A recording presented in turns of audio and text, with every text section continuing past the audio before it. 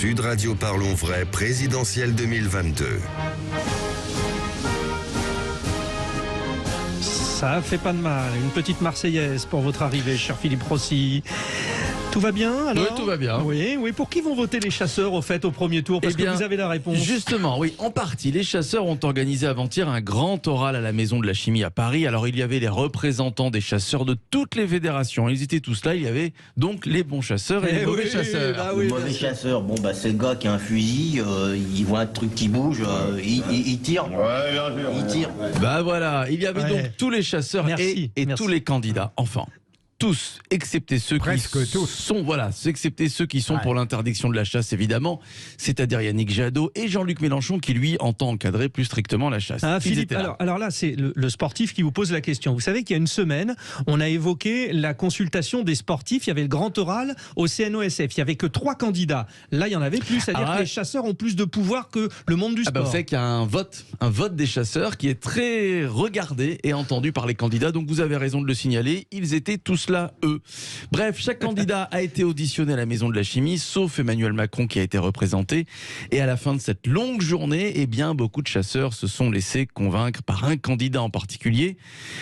C'est une candidate. Petit indice, elle est blonde. Tiens, Lydia Guérousse. C'est une chance sur 2, donc. Oui, exactement. Oui. Valérie Pécresse. Bravo, Valérie Pécresse. Pas de fatalité, ni au grand déclassement, ni au grand remplacement. Voilà, cette déclaration va lui coller à la peau jusqu'à la fin de la campagne. Les chasseurs ont apprécié Valérie Pécresse et notamment son projet de créer un grand ministère de la ruralité. Alors, prochaine étape pour les chasseurs, une étude profonde des programmes des uns et des autres. Et à l'issue de cette étude, le président des chasseurs, Willy Schran, communiquera son vote. Voilà, c'est lui qui décidera. Le fameux vote des chasseurs. Tiens, très vite, Philippe Bilger, est-ce que selon vous, il y a vraiment un vote des chasseurs ? Ah, sûrement, et je suis ravi que pour une fois, parlant de Valérie Pécresse, vous m'annonciez une bonne nouvelle, parce que jusque-là, alors, moi, les chasseurs avec elle. Que j'étais une sorte de héros démocratique en continuant à la soutenir. Alors, il y a le vote des chasseurs, mais il y a la chasse des votants aussi. Oui, ça aussi. Alors, tout autre sujet. Mais les chasseurs ont une grande influence. Tout autre sujet, cher Philippe Rossi. Fabien Roussel s'est expliqué sur sa fameuse hésitation concernant Staline. Oui, invité de l'émission au tableau qui sera d'ailleurs diffusée ce dimanche, le 27 mars. Le candidat communiste avait longuement hésité à mettre Staline dans la catégorie camarade ou pas camarade. Il avait même refusé de le mettre dans l'une des 2 catégories. Une hésitation qui avait beaucoup fait parler, qui avait créé une petite polémique même.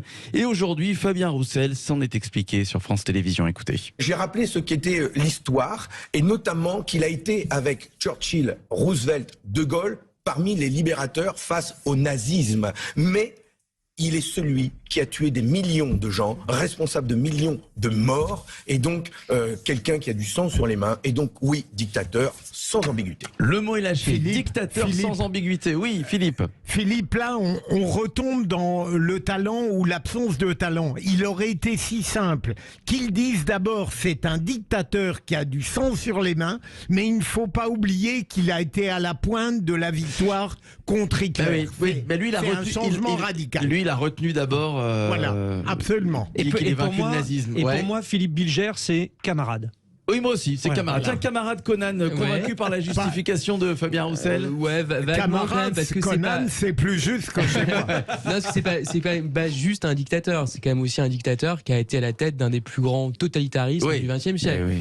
Non, mais voilà, c'est quand même une petite broutille. Donc, ça aurait été pas mal qu'il soit effectivement un peu plus clair, même si j'aime bien Roussel. Bon. Lydia, moi rien à rajouter. Camarade Guérousse, bon, parfait. Allez, on termine, alors vous le savez, avec un nouveau point. Arcom, temps de parole, temps d'antenne, c'est parti. Alors, vous savez que les médias doivent respecter, en campagne présidentielle, l'équité entre les candidats. L'Arcom, c'est l'ex-CSA, c'est le nouveau nom du CSA. L'Arcom qui surveille tout ça de très près. Et souvent, à quelques jours du scrutin, les médias doivent rattraper le petit retard qu'ils auraient eu sur certains candidats, rééquilibrer tout ça. Ainsi donc, nous allons ce soir rattraper notre petit retard sur Nathalie Arthaud. Et on est en retard sur Nathalie. Oui. En vous passant quelques secondes d'une déclaration de la candidate qui nous explique pourquoi elle se présente à l'élection présidentielle. Bien sûr. Bien sûr, évidemment. Écoutez Nathalie Arthaud. Je me présente parce que je sais que ce que je porte, ça conforte tous ceux qui ont envie de se battre, tous ceux qui ne se résignent pas, tous ceux qui cherchent à s'organiser, à se défendre pour leurs conditions de travail, pour leur salaire, pour leur retraite, pour l'accès aussi à la santé. Donc ça les conforte dans leur combat et c'est ça l'essentiel. Et voilà, Nathalie Arthaud, qui, c'est vrai que souvent, à chaque élection, elle est obligée de se justifier sur sa candidature à l'élection présidentielle. Elle avait dit à peu près la même chose il y a 5 ans. Bon, c'est un peu pénible pour elle, pour ces petits candidats qui doivent souvent se justifier. Mais bon, voilà, on est plus en retard, hein, c'est bon. Ça y est, nous sommes à jour. Nous sommes Voilà. à jour grâce à vous, Philippe Rossi. Merci, c'était la chronique présidentielle. N'oubliez pas le deuxième grand débat tout à l'heure, 18h30. L'OTAN montre-t-elle son impuissance? Vous commencez à voter avec les vraies voix qui sont là. Philippe Bilger, Lydia Guirouz, Tom Conan. Qu'est-ce qu'on fait là? Dans un instant, c'est les informations, c'est ça? Allez.